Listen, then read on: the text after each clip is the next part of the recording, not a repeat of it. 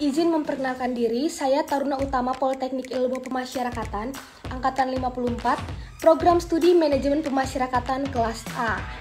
Nah, topik atau materi yang akan saya bahas ialah mengenai pengembalian kerugian negara di luar peradilan. Berbicara mengenai pengembalian kerugian negara berhubungan juga dengan pengelolaan piutang dan utang negara. Menurut Undang-Undang Nomor 1 Tahun 2004 tentang Perbendaharaan Negara, piutang negara adalah jumlah uang yang wajib dibayar kepada pemerintah pusat dan atau hak pemerintah pusat yang dapat dinilai dengan uang sebagai akibat perjanjian atau akibat lainnya berdasarkan peraturan perundang-undangan yang berlaku atau akibat lainnya yang sah. Nah, piutang negara dan utang negara merupakan bagian dari keuangan negara sehingga harus dikelola berdasarkan ketentuan peraturan perundang-undangan yang berlaku.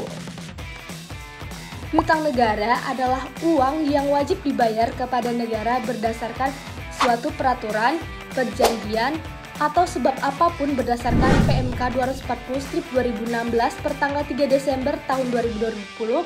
Piutang yang diurus PUPN memiliki 5.914 kasus piutang dengan outstanding sejumlah 75,3 triliun. Penyelesaian piutang negara sebagai bagian piutang yang tidak disepakati adalah selisih antara jumlah tagihan piutang menurut pemerintah dengan jumlah kewajiban yang diakui oleh debitur ditetapkan oleh yang pertama Menteri Keuangan. Bila bagian piutang negara tidak disepakati, tidak lebih dari 10 miliar rupiah. Yang kedua, Presiden.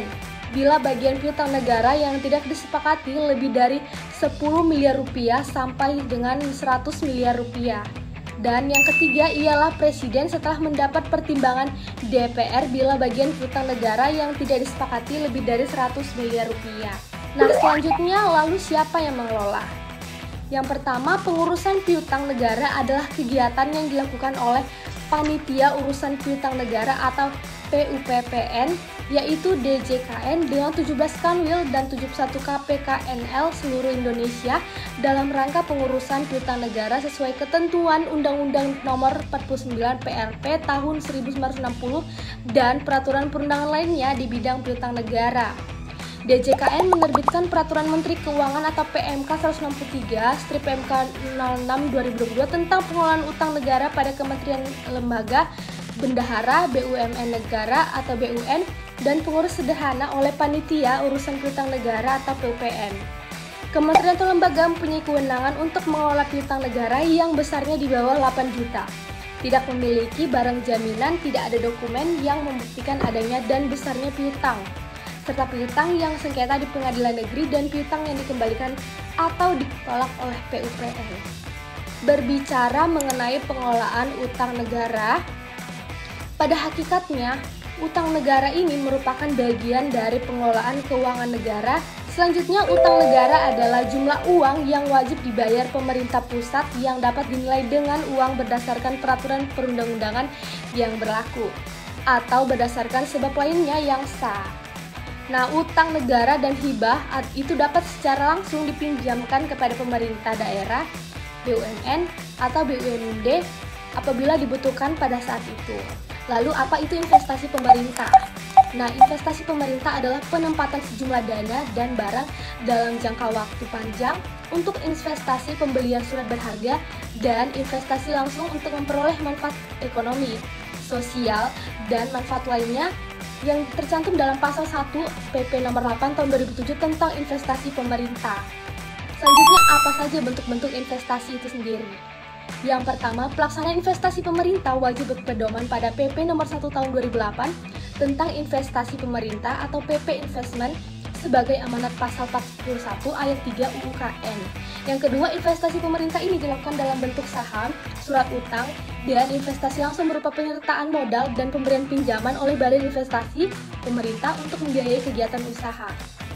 Selanjutnya, investasi surat berharga meliputi investasi dengan cara pembelian saham dan investasi dengan cara pembelian surat utang dengan maksud untuk mendapatkan manfaat ekonomi.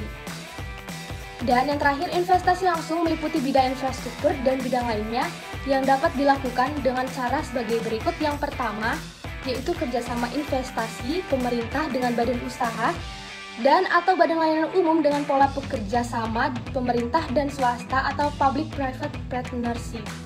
Yang kedua yaitu kerjasama investasi antara badan investasi pemerintah dengan badan usaha, badan layanan umum, pemerintah provinsi, kabupaten atau kota, badan layanan umum daerah, badan hukum swasta atau non-public-private partnership. Tidak selalu pengembalian kerugian negara ini dilakukan melalui pengadilan negeri dalam lingkungan peradilan umum, lalu pengadilan tindak pidana korupsi maupun komisi pemberantasan korupsi, di mana bentuk penyelesaian yang dilakukan oleh BPK ini berupa tuntutan ganti kerugian yang berkaitan dengan keuangan negara yang dikategorikan sebagai suatu kerugian negara. Nah, tuntutan ganti kerugian itu yaitu ketika negara mengalami kerugian akibat pengelolaan keuangan negara yang tidak benar. Negara wajib mengenakan tuntutan ganti kerugian kepada pihak yang melakukannya, di mana pengenaan tuntutan ganti kerugian ini bertujuan untuk memulihkan keuangan negara yang mengalami kekurangan dan dikembalikan pada keadaan semula sehingga digunakan kembali dalam mencapai tujuan negara. Pengenaan tuntutan ganti kerugian terdapat dua hal yang prinsipil dan saling keterkaitan satu dengan lainnya, yakni pihak yang menjatuhkan sanksi berupa ganti kerugian dan pihak yang dikenakan tuntutan ganti kerugian. Selanjutnya kita lihat bagaimana bentuk tuntutan ganti kerugian apabila dilakukan oleh seorang bendahara. Nah, bendahara dalam ruang lingkup ini hanya tertuju pada bendahara yang berada di Kementerian Negara, lembaga, non-kementerian, dan lembaga negara. Jika bendahara dalam pengelolaan keuangan negara melakukan perbuatan melanggar hukum atau melalaikan kewajiban yang dibebankan kepadanya dan langsung menimbulkan kerugian negara, wajib mengganti kerugian negara. Lalu ketika ada kerugian negara yang dilakukan oleh bendahara, kerugian itu tidak boleh dipetieskan karena berpengaruh pada kegiatan yang membutuhkan pembiayaan dari keuangan negara. Di samping itu, kerugian negara diberitahukan pula kepada BPK dalam jangka waktu selambat-lambatnya 7 hari setelah diketahui kerugian negara. Nah, lalu ada bentuk teguran yang dilakukan oleh BPK kepada bendahara yang tidak membuat surat keterangan tanggung jawab mutlak, yaitu diterbitkannya surat keputusan pembebasan penggantian kerugian sementara kepada yang bersangkutan.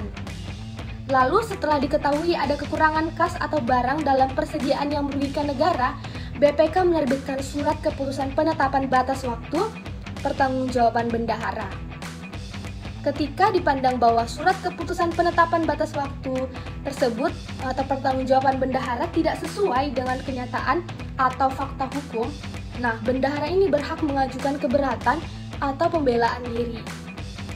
Dalam jangka waktu pengajuan keberatan adalah 4 hari kerja setelah diterima surat keputusan penetapan batas waktu pertanggungjawaban bendahara.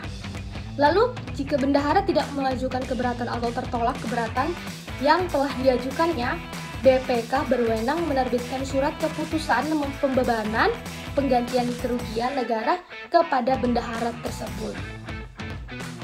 Ya, lalu bendahara yang menerima surat keputusan pembebanan penggantian kerugian negara ini wajib melakukan penyelesaian ganti kerugian yang dialami oleh negara berdasarkan tata cara penyelesaiannya. Selanjutnya, tata cara penggantian kerugian negara diberlakukan pula bagi pengelola perusahaan umum dan perusahaan perseroan yang seluruh atau paling sedikit 51% sahamnya dimiliki oleh negara, sepanjang tidak diatur dalam undang-undang tersendiri.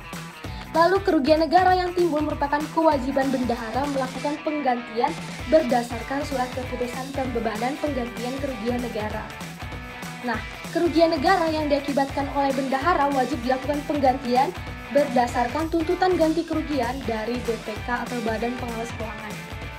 Setelah membayar ganti kerugian yang dibebankan oleh BPK, bendahara itu dapat pula dikenakan sanksi administratif dari Presiden. Nah, lalu bagaimana tuntutan ganti kerugian apabila yang melakukan pegawai negara bukan bendahara? Nah, ketika ada kerugian negara yang dilakukan oleh pegawai negeri bukan bendahara, kerugian itu tidak boleh dipetieskan karena berpengaruh pada kegiatan yang membutuhkan pembiayaan dari keuangan negara. Pegawai negeri bukan bendahara yang terbukti melanggar hukum atau melalaikan kewajibannya, segera dimintakan membuat surat keterangan tanggung jawab mutlak. Lalu, surat keterangan itu berisikan pernyataan kesanggupan dan atau pengakuan bahwa kerugian negara menjadi tanggung jawabnya dan bersedia menggantikannya. Untuk bentuk teguran kepada pegawai negeri bukan bendahara yang tidak membuat surat keterangan tanggung jawab mutlak adalah menerbitkan surat keputusan dari pembebanan penggantian kerugian sementara kepada yang bersangkutan.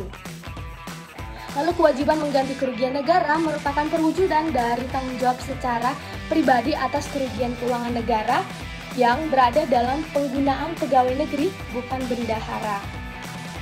Nah, lalu bagaimana tuntutan ganti kerugian apabila yang melakukan pejabat lain? Nah, ketika ada kerugian negara yang dilakukan oleh pejabat lain, kerugian itu tidak boleh dikiaskan karena berpengaruh pada kegiatan yang membutuhkan pembiayaan dari keuangan negara. Kerugian negara wajib dilaporkan oleh pimpinan lembaga negara karena merupakan kewajiban hukum yang melekat pada jabatannya. Di samping itu, kerugian negara diberitakan pula kepada BPK dalam jangka waktu selambat-lambatnya 7 hari setelah kerugian negara itu diketahui. Tujuan pemberitahuan ini agar dilakukan pemantauan penyelesaian tuntutan ganti kerugian dilakukan sehingga proses tidak berlarut-larut. Nah, sekian materi yang bisa saya bahas mengenai materi tadi. Saya mohon maaf bila terdapat kesalahan. Sekian dan terima kasih.